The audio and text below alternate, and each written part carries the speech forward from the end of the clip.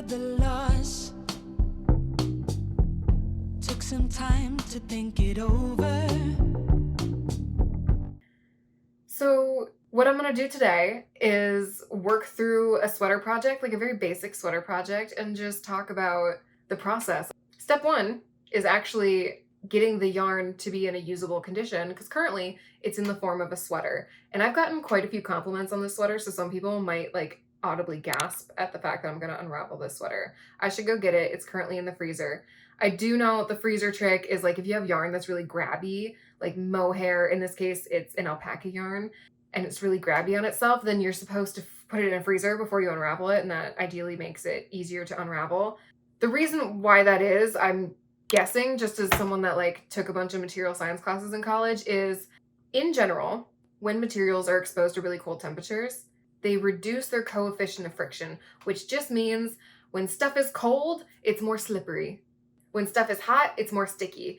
Not sure how much it'll help, but maybe it'll help a little bit. We'll find out. I've never done this trick before. I've always been too lazy or just forgot. So we'll see. I'll let you know. I should stop talking about it and actually do it. How about that? It's nice and cold. This is the sweater, people. And I will explain why I'm going to unravel it. Don't freak out. It's going to be a new sweater. It's going to be great. It's going to be better. This is a raglan sweater that I just kind of improvised. It's inspired by, but I did not follow the pattern for Kudavakika's Stay Up Till Dawn sweater, just because the gauge for this is like so wildly different than that. I was just like, whatever, I'll just do my own thing. But she did a very similar like striping pattern with like similar colors, and I just happened to have scrap yarn in like all of these colors, so I was like, perfect. Let's do it. This was earlier in my knitting career. I made some choices with this piece that I have since realized is like either not my style or not something that I enjoy in a sweater. So a couple things is, one, I did balloon sleeves. They were so trendy and had people in a chokehold for a while. Some people love balloon sleeves. Great. Love it. Know yourself if you do. Balloon sleeves, these get dirty all the time. I can't cook with these on. And then did a rapid decrease down to the cuff, and I did not plan enough for the cuff, so it's wildly stretched out and I can like barely get my hand through it, and it's just like uncomfortable. My gauge was a tiny bit too loose for this. This knit collar is not quite as wide as I would want it to be. I think having a 2-inch collar is kind of my perfect sweet spot right now. I've done thicker collars and that's just too much, so 2 inches for me. So anyways, that's what's gonna happen. I think that any part that is twisted rib, I'll try to unravel it, but it might be a little bit too felted into itself to be able to unravel. So I might cut these and unravel it. But I do have lots more scrap yarn in all of these colors, so we're good. I am set. I'm not gonna run out of yarn. Okay, let's unravel this girl. This also aligns with one of my goals this year, which is to stop buying as much yarn, reuse, be more conscious of my consumption. This is great on all fronts. Okay, I was really stupidly like, oh, should I start with the sleeves or the bottom? Obviously I should start with the bottom and like work up to where the sleeves connect. Is that obvious? No, it doesn't actually matter. Never mind. I wasn't being stupid. That was a perfectly reasonable thing to think. I kind of don't even want to try to unravel the cuffs. Is it okay if I just like cut it? So here's the thing about the freezer trick now, having attempted this. This has been out of the freezer for a solid 5 minutes and it's already back to room temperature. I do not believe that the material properties are such that this will maintain a certain temperature for an extended period of time. I think it will go back to the room temperature pretty quickly. And so I don't know how much the freezer trick actually helps. I think it would be better if it was like below freezing outside and I did this outdoors.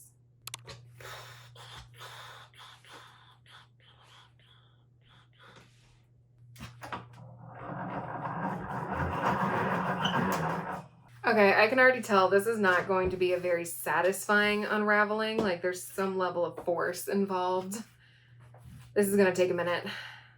You know, today I also filmed a video where I unraveled the blanket in my bedroom and re-knit that. And it's currently drying in my living room and it's causing me a lot of frustration because it's holding on to so much water and I can't seem to wring it all out. So it's just soaked. Like every time I go up to it to wring it out, I've been wringing it out basically every hour.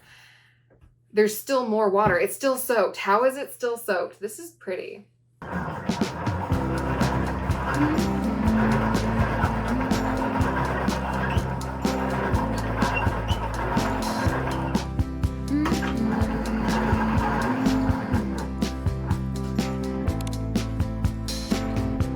me to the ruins, aquifers and springs.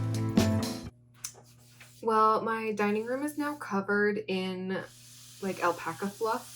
These are the casualties from when I was cutting the yarn, so that's gonna go in my too small to use scrap yarn jar that I use to stuff things like cat toys. Hi, Pippin. Are you gonna make an appearance for the video? Do you want to smell the jar? I don't know if it's satisfying to watch, but it's satisfying to do, so that you can just watch my face as I do it. Here we go. What a fun cross section. I'm surprised this is so small. Like, I guess I shouldn't be surprised, but this is a sweater's quantity of yarn. It's weird to see it wound up like this and having it be such a like normal size cake of yarn. Okay, so obviously my first step in making a sweater is acquiring the materials in which to make it. So here are my materials, very exciting. Step 2, make a swatch.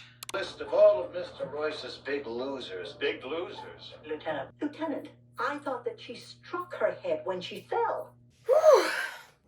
So yeah, I'm also, just personally for this project, I'm very curious of how it's going to look with this self-created self-striping yarn, because I had some intention with my striping with the previous project. It looked pretty random, but it was somewhat intentional of making sure that the stripe was always ending at the same part, which just isn't going to be the case in here. And then I feel like I'm going to have some stripes that are like so big and some that are really tiny, and it's going to be way more random.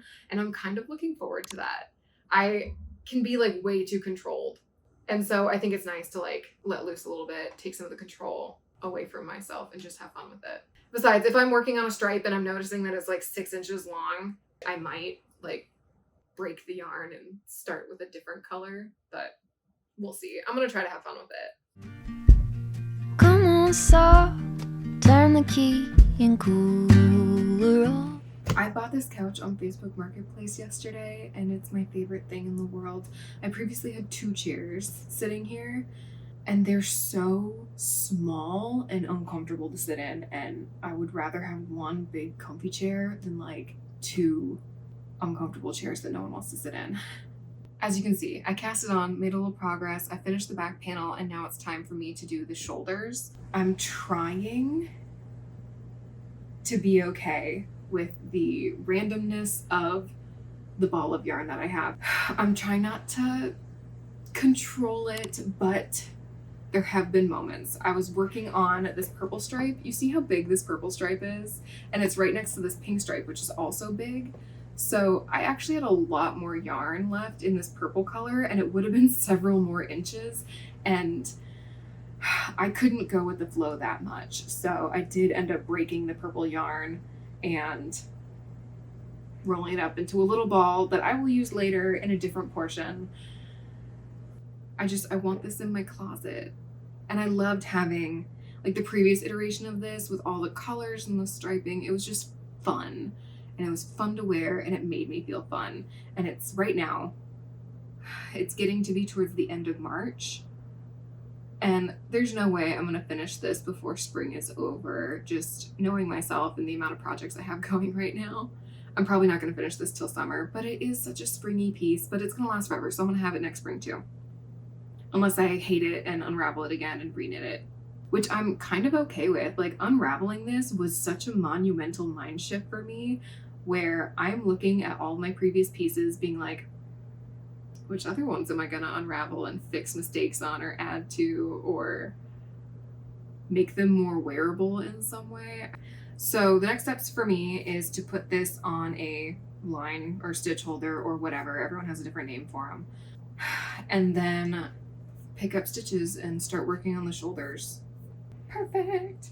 These stitch holders are so great for stuff like this because it's so much faster than me sewing like scrap yarn through it. However, anyone who's used these might be able to relate.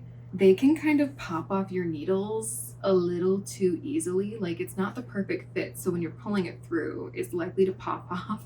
And when you do that, you can lose a ton of stitches that you have to like put back on your needle, and it's kind of frustrating.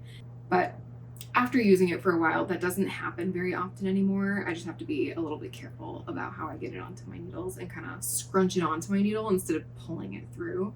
But it's still helpful enough and saves me enough time that it's worth it. I had to grab something to put my iPad on. It's not the most stable thing in the world. This is a, I guess, table that I put over the ottoman next to my couch because I don't currently have a table to go with this chair since I just bought this chair yesterday. It's so wobbly.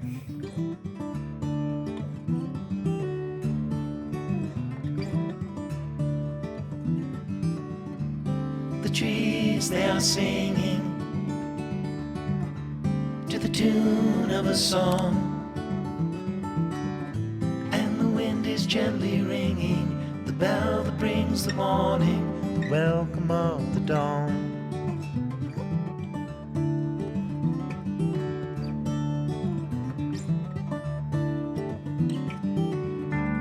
The voice of the robin, the call of the dove, the red leaves are falling, the barn owl is calling, the welcome of the dawn.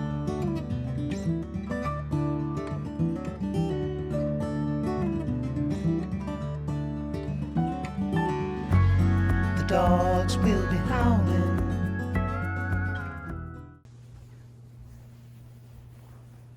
All right, it is the same day, and I have finished a shoulder. I am wearing different clothes because I went to go to the mechanic to pick up my car because I was getting an oil change.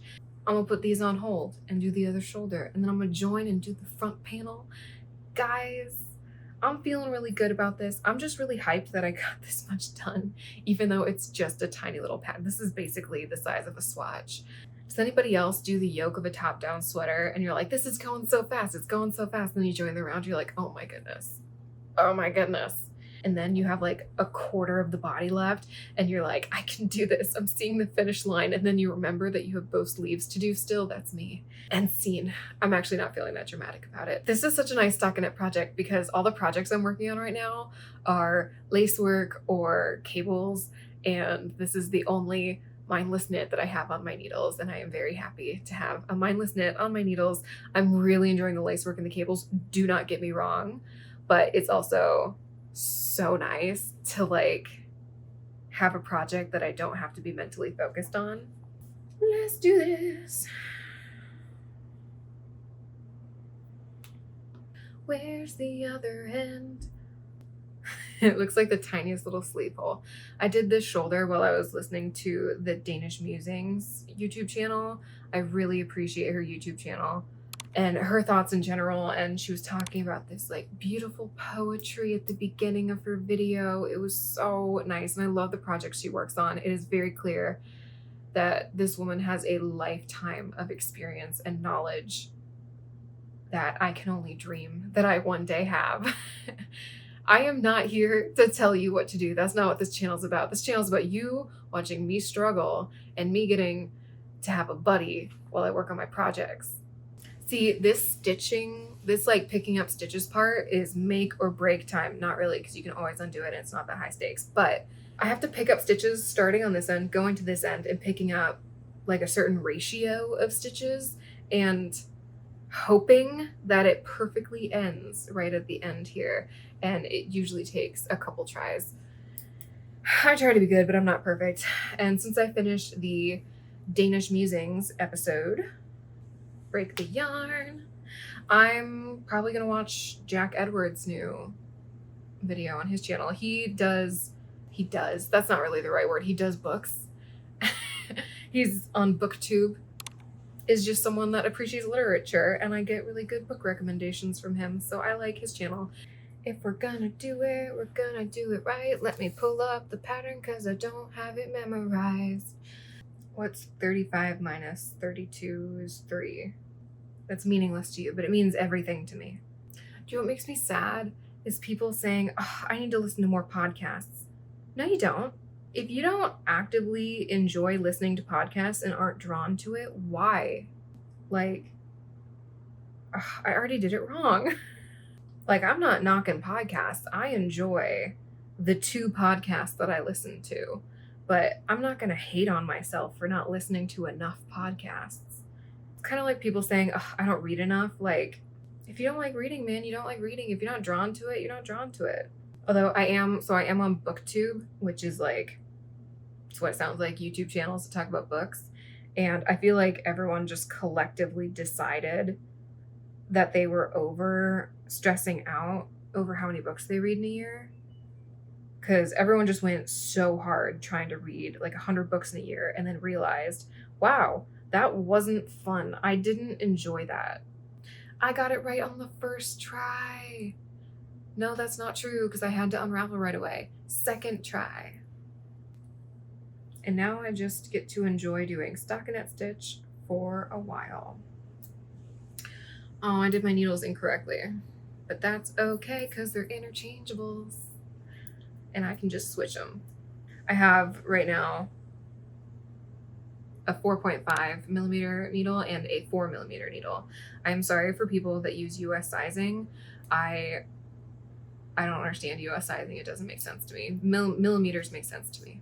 But also part of like my job is I write engineering specs, and because it's an international company, I use millimeters, and never ever do I use the imperial system. Is that what it's called? I should know that. My posture is so bad right now. I'm not even hunched. I'm like, well, I am hunched, but I'm not hunched straight forward. I'm hunched like forward and to the left. Let's hunch. Oh boy, let's just hunch straight forward. Speaking of books, no one is here for my book recommendations, but I am currently really enjoying this. It is You Just Need to Lose Weight and 19 Other Myths About Fat People. I appreciate this. This is a good book. Also, I'm kind of an anarchist and I will write in my books and underline things and circle things and make notes in the margin. This video is going to be hours long if I keep rambling, so maybe I should just watch my Jack Edwards YouTube video right now. So I need to check if Skein to Your Knits has a new video up or not. She has some hilarious drama going on with some of her neighbors. Skein dear. Okay, no. I didn't miss anything. Her last video came up 9 days ago, so I did not miss it. A book that critiques society so hard you felt angry yourself. I'm just realizing you do not need to watch me knit this entire shoulder, so I will check back in with you later. Another pretty popular book channel that I really enjoy is the Book Leo. I think she's from the Netherlands and she focuses more on fantasy, and I love her like video essays, everything. 10 out of 10. Some people are just so talented. It's amazing. Like, some people on YouTube are just... I dream of someday getting there, but I'm such a baby in YouTube, and there's so much I'm learning. There's so much I'm doing where I'm like, shouldn't have done that, shouldn't have said that, shouldn't have done that like that. Nope, don't want to do that. And I'm kind of in the testing phase where I'm trying out different editing strategies and different ways of communicating with people watching, different types of videos, different types of filming, different setups, different everything. And I'm just trying to experiment and figure out what do I like. And so there's a lot of like, okay, I liked that, didn't like that so much. Let's move forward with this and not this as much. So I appreciate everyone that's here right now and is like sticking with me through this exploratory phase as I figure things out a little bit. One thing to note is I really want to make YouTube work for me in the long run. I want to keep doing this for a long time, and I want to figure out how I can set myself up well to do that. Anyways, that's a lot. I'm going to check in with you later. I just finished the Jack Edwards video, and I just kind of wanted to hype it for a second because I'm worried that people will hear the title and think, oh, that's a little clickbaity, because the title is like how TikTok ruined reading. And okay, quick tangent about like clickbait. One, I will never fault a YouTube content creator whose full-time job is content creation for having clickbaity titles. Your thumbnail is the only marketing your video gets. you gotta do what you gotta do. And two, I feel like we overuse the term clickbait because his video is literally on the topic, how TikTok ruined reading. He's actually debating the antithesis of that statement, and he's defending like how it hasn't ruined reading, which is so interesting. The whole video is so interesting. But again, I feel like we're really overusing the term clickbait. It is not that hard to click off of a video if you know right away that you won't like it. Yes, clickbait is a thing, but I think it's totally different. I think it's when someone's purposefully misrepresenting what they are about to talk about with the intention of eliciting a specific emotion. Okay, aside from that tangent, I really appreciated his video. I appreciated his take, and something kind of interesting that he talked about within the video was our changing use of language and how we, using the royal we, have gotten pretty comfortable using incredibly powerful language. So, for example, on any given Instagram post, you are likely to see someone saying, "Yes, queen, you're a goddess. You're such a legend." Like, this is very powerful language that we use in almost a laissez-faire, normalized sort of way, and there's nothing wrong with that. But while we have normalized like hyperbolic language with positive things, it's also been normalized with really negative things. And so people are incredibly comfortable saying really powerful, hurtful things that they might not perceive as being all that like powerful or hurtful. And so someone will leave a comment that's incredibly upsetting and degrading, and not talking about my own content, on other content. This person's using incredibly hurtful language that has real meaning to it, real teeth behind it. And I just love the constant reminder that the language we use, and I have no other word for it than language, the language we use is incredibly powerful. Hello, snuggly girl. I also really liked his book recommendations in the video, and I have been itching for a book to challenge the way I think about something. And he definitely had several book recommendations in that category. I also worry what'll happen to me if I go too long without having any of my thoughts challenged, because I think mental flexibility is something that I personally really value and I would like to maintain with myself. I don't want to have mental rigidity where I am so closed-minded to other ways of thinking, because you don't necessarily have to agree with other people. I shouldn't say you. I don't necessarily have to agree with other people, but I want to be able to consider other people. And I think some people are afraid of doing that. And there's a lot of reasons why people don't want to do that. I don't want to turn into that. And I do have those tendencies, and I just want to be careful. I'm thinking I can finish both of these shoulders today and maybe join the collar. Maybe that'll have to wait till another day.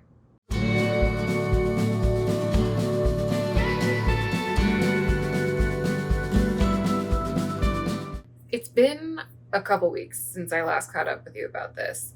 And this project has been sitting in a bag for like 2 weeks, I would say, untouched.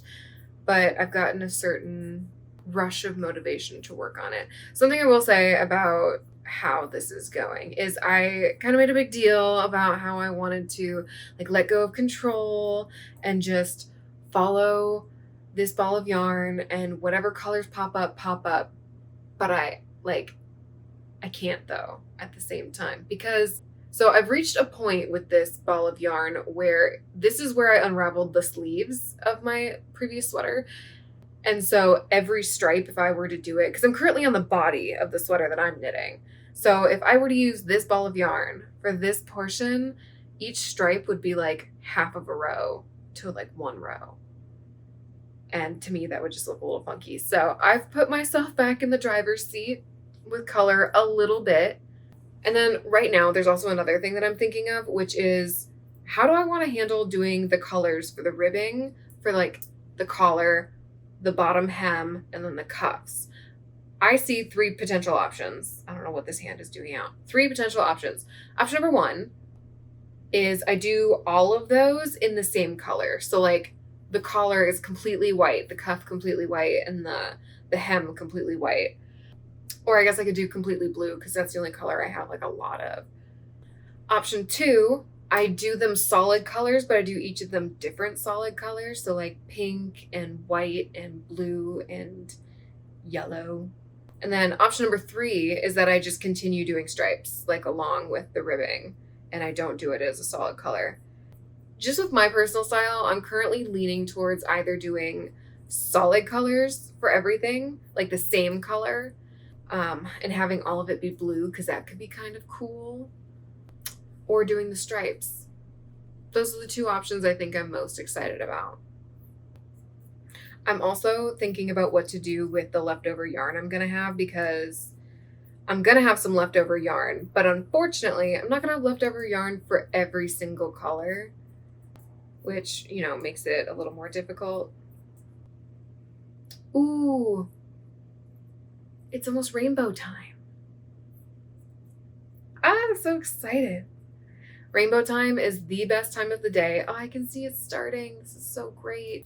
So we have a door to our balcony, and on that door, there's like a big window in the middle of the door. And I put on this like sticky film stuff that makes rainbows when light comes through it.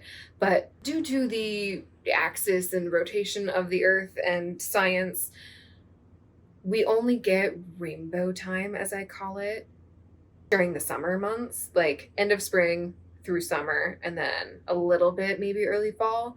But other than that, we do not get this during the winter. And so it's special because it's not here all the time, and it only lasts for maybe 40 minutes.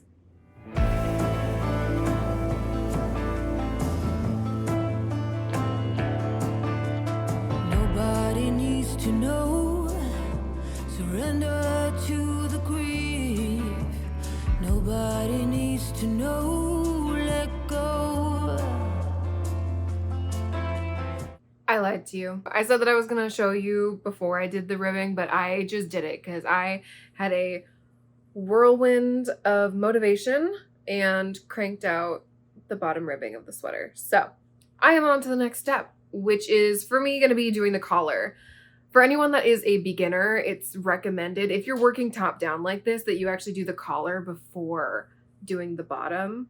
So like pausing wherever you are on the body and doing the collar. Only because when you go to do the collar, it like tightens everything up. And so when I try this on right now, it's a little bit longer than it's going to be after I put the collar on.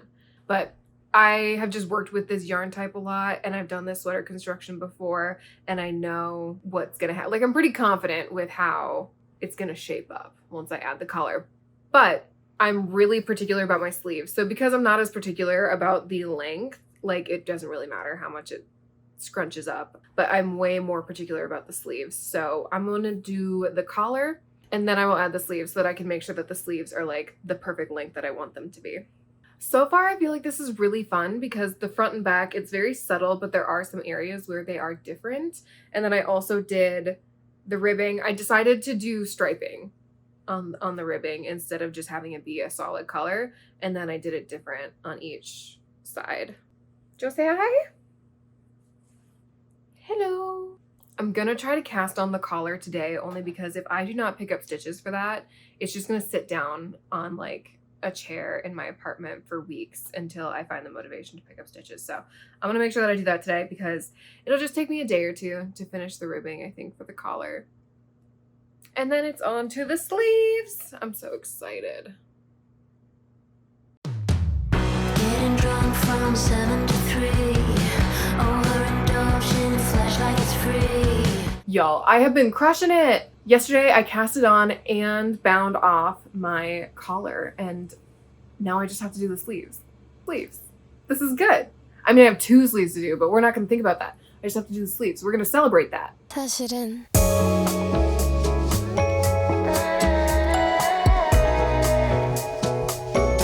I have finished one of the sleeves. I still have to do the other one, but I finished one of them, and we can focus on that bit. Where is it? Here. I tried this on a second ago when I finished the sleeve because I like bound off the cuff, Italian bind off, and then anyways, tried it on. I can already say with absolute certainty, I love this. I love this so much. I will wear this so much more than the original version. I really liked the original version for the color scheme and the fun striping, and that it was scrappy, but it felt cohesive, and I was really into that. But now I get all of that, all the color and the stripey and the scrappiness, but I get it with like the good fit that I want, and everything fits perfectly. I could not have asked for this to turn out any better. I know I'm not done, But as long as I do the second sleeve similar to how I did the first sleeve, we should be good.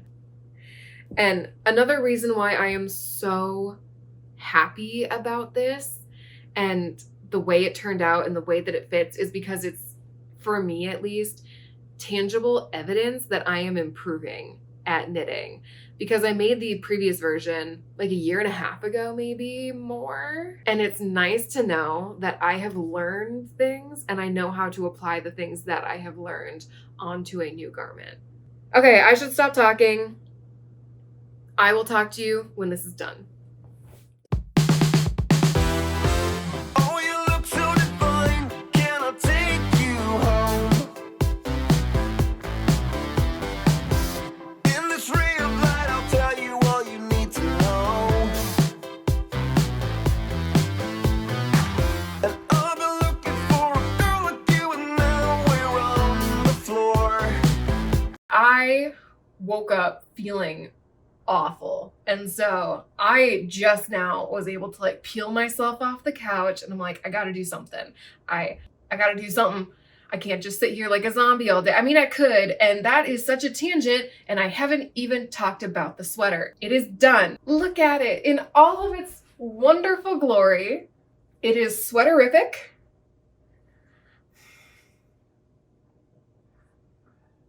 My cats are bathing each other right now, and they do it all the time, and every time it makes me want to cry. Why are they so cute? I mean, they have to be. Because Pippin poops in the bathtub, and Mary screams at me at 6 in the morning, and so they have to be really cute. Otherwise, I wouldn't keep them around. How am I supposed to focus? How am I supposed to tell the people about this sweater when you two are just being so adorably distracting? Have I even talked about the sweater yet? I have not. I hope you know that, like, I really like this sweater because I feel so gross right now, and wearing this is just, it's making it a little better, if I'm being honest. I procrastinated. I've been wanting to do it for a long time, like unraveling the original sweater and trying again. And I was scared and I was sad, and I am so glad that I just bulldozed right past those emotions and just did it. Cause like, oh my gosh, look at how cute it is. But like, seriously, like, it's so cute. These are literal pajamas. This is a sweater and sweatpants, and I feel freaking adorable. The cats agree. And we match again. I am also happy because I was being dramatic about it earlier, and the like, how much yarn would I have left over debate? I have yarn left over, and I have enough to make a hat. Think of how cute that's gonna be. Oh my gosh. Okay, like, honestly, next winter, a matching sweater and a matching sweater and hat. I'm really into things that match, by the way. I love wearing monochromatic outfits. It's why much of my closet is the same colors. I like matching. The sleeves are perfect. This is just the amount of positive ease that I like. I love how fitted the cuffs are, and that I did an Italian bind off this time. The cuffs are actually designed to fit me, so there's no like punching my arm through the sweater armholes every time I want to put on the sweater. Sweater. More sweater. Sweater at a slightly different angle. Sweater cuff. I like my little baby split hem. I think it's cute. I like a good split hem moment. Welcome back to the collection, little buddy. I kind of just want to do this. Like, that's what this sweater makes me want to do. How do people do that? Like, arm, there's like the thing with this, and then it like picks up over here. Is that it? Did I just do it? I'm trying to think of other things I want to say about this, but I have nothing left to say. It is freaking adorable. I feel freaking adorable, and I highly recommend anybody who has something that they have made in their closet that maybe has been around for a little bit and you don't really reach for it because of a design issue, unravel that bad boy. All right, I'm gonna go de-sweater my cat because it's warm in here and I feel bad. And then I'm gonna finish editing this video. All right, that's all, folks.